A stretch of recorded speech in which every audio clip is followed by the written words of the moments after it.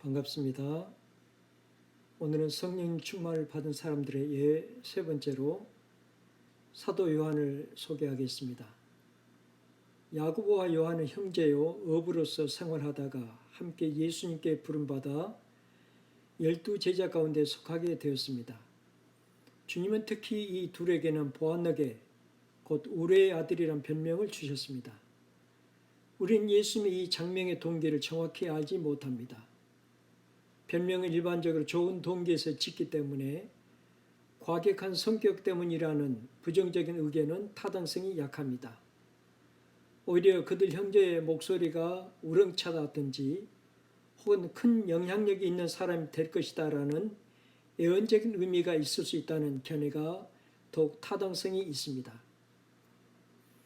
그러나 별명의 동기와는 별도로 야고보와 요한의 성격은 열정적이고 과격한 면이 있음을 짐작할 수 있는데 그것은 예수님 일행을 받아들이지 아니하는 사마리아인들을 하늘의 불로 멸하려 했던 사건에서 엿볼 수 있습니다.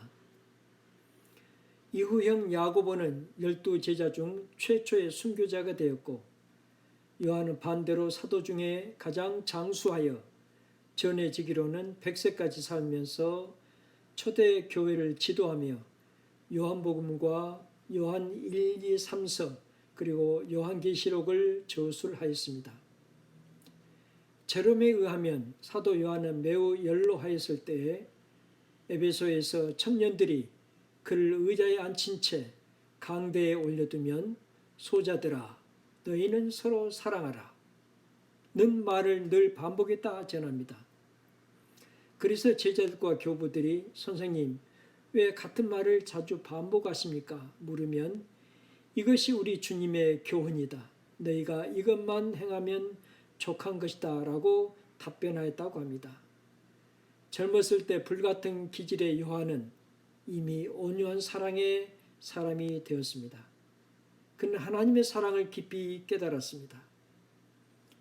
요한복음 3장 16절 하나님이 세상을 이처럼 사랑하사 독생자를 주셨으니 이는 저를 믿는 자마다 멸망치 않고 영생을 얻게 하려 하심이니라. 요한일서 3장 1절 보라 아버지께서 어떠한 사랑을 우리에게 주사 하나님의 자녀를 일컬음을 얻게 하셨는고 우리가 그러하도다.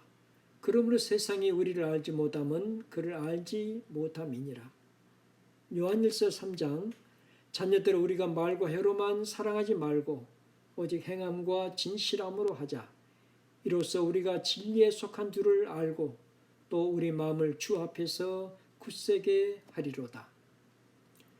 요한일서 4장 사랑은 여기 있으니 우리 하나님을 사랑한 것이 아니요 오직 하나님이 우리를 사랑하사 우리 죄를 위하여 화목제로 그 아들을 보내셨음이니라. 사랑하는 자들에게 하나님이 이같이 우리를 사랑하셨은즉 우리도 서로 사랑하는 것이 마땅하도다.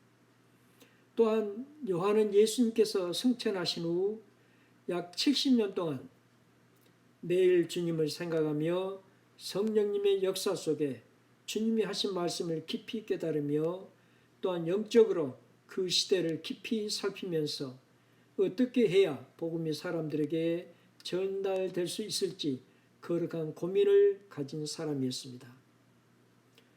왜냐하면 당시 기독교는 이방 세계에 전해졌는데 신자들의 대다수는 유대인 교회에서 자란 사람들이 아니라 헬라적인 배경에서 자라난 사람들이었습니다. 주후 60년경에 기독교는 이미 소아시아와 헬라 전역에 그리고 로마에까지 이르게 되었고 주 60년까지는 유대인 기독교인 한 명에 대해서 10만 명의 헬라인 기독교인이 교회 안에 있게 되었습니다. 이후 주 100년경이 되었을 때는 훨씬 더 많은 이방인들이 교회 안에 있었습니다. 그러므로 어떻게 하면 이방 사람이 헬라인들도 예수님께서 하나님의 아들이시요 그리스도이심을 알고 믿게 할 수 있을까? 하나님의 아들 예수 그리스도를 어떻게 표현해야 좋을까? 주 100년경 에베소에 이 문제를 깊이 고민한 사람이 있었는데 그가 바로 사도 요한이었습니다. 드디어 은혜 가운데 해결책이 그의 머리에 떠올랐습니다.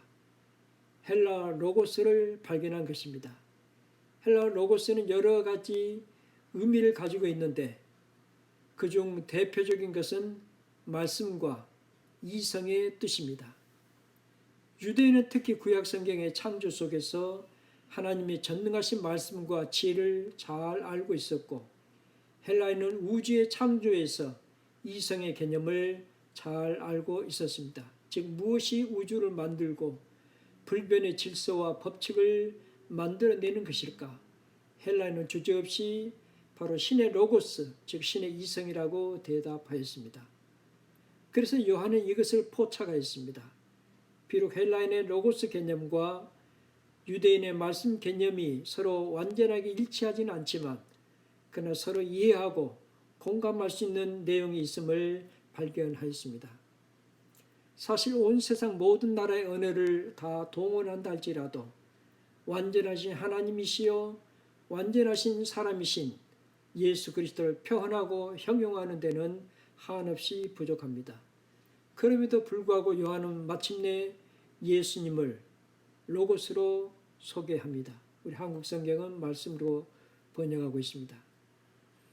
특히 요한복음 1장 1절에서 18절의 서문에서는 이 로고스를 사용하여 당시 이단들로 인해 혼란한 상황에서 예수님의 신성과 구주성, 즉 하나님의 아들이심과 구원자이심을 명백하게 선포하고 있습니다. 요한복음 1장의 18절 말씀, 태초에 말씀이 계시니라. 이 말씀이 하나님과 함께 계셨으니 이 말씀은 곧 하나님이시니라. 그가 태초에 하나님과 함께 계셨고 만물이 그로 말미암아 지은 바 되었으니 지은 것이 하나도 그가 없이는 된 것이 없느니라. 그 안에 생명이 있었으니 이 생명은 사람들의 빛이라. 빛이 어둠에 빛이 돼 어둠이 깨닫지 못하더라.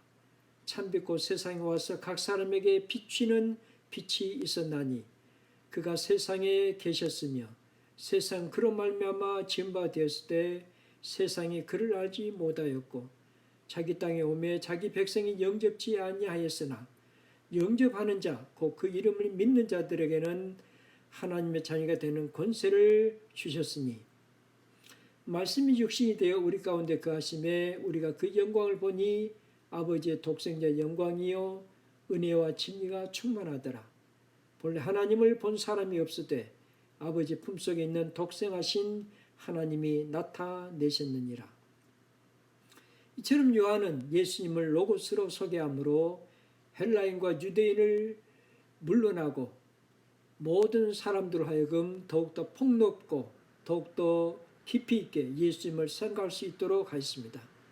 참으로 선교에 대한 노사도 요한의 열정과 지혜는 우리의 감동을 충분히 일으키고도 남음이 있습니다. 요한복음 20장 31절 오직 이것을 기록함은 너희로 예수께서 하나님의 아들 그리스도이심을 믿게 하려 함이요 또 너희로 믿고 그 이름을 힘입어 생명을 얻게 하려 함이니라. 또한 오순절에 성령님의 충만을 받은 사람 중에 하나인 사도 요한은 성령님을 보혜사 파라클레토스라고 칭하고 있습니다. 성경 번역가들은 이 말을 위로자, 대변자, 협조자, 상담자, 곁에 서 있는 이, 친구, 편을 들어주는 사람 등등 여러 의미로 번역합니다. 윌리엄 바클레이는 성령님을 파라클레토스라고 칭한 것은 성령님은 우리로 하여금 슬픔과 싸움과 이 세상의 무거운 짐을 능히 감당하게 해주시는 분, 마음이 약한 자에게 용기를 북돋아 주어 전투에 나가게 하며 겁쟁이들에게 용기를 주시는 분, 생의 어려운 문제에 봉착했을 때 우리에게 현명한 조언과 힘있는 협조를 주시는 분, 우리가 하나님의 심판대 앞에 설 때 우리에게 죄수의 친구와 같은 분이 되신다는 것을 의미하는 말입니다. 라고 하였습니다. 요한복음 14장 16절에서 17절 내가 아버지께 구하겠으니 그가 또 다른 보혜사를 너희에게 주사 영원토록 너희와 함께 있게 하시리니 저는 진리의 영이라 세상은 능히 저를 받지 못하나니 이는 저를 보지도 못하고 알지도 못함이라. 그러나 너희는 저를 아나니 저는 너희와 함께 거하시며 또 너희 속에 계시겠습니다. 마지막으로 성령 충만한 사도 요한은 우리로 하여금 말로 다 표현할 수 없는 아름답고 영원한 하나님 나라를 사모하게 합니다. 계시록 21장 또 내가 새 하늘과 새 땅을 보니 처음 하늘과 처음 땅이 없어졌고 바다도 다시 있지 않더라. 또 내가 봄에 거룩한 성 새 예루살렘이 하나님께로부터 하늘에서 내려오니 그 예비한 것이 신부가 남편을 위하여 단장한 것 같더라.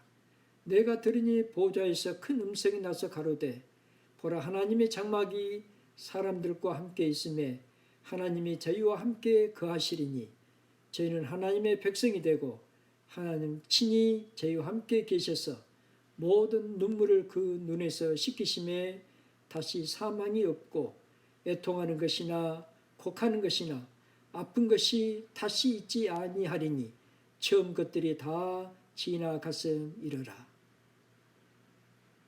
주님의 은혜가 님과 함께 하시기를 바랍니다. 감사합니다.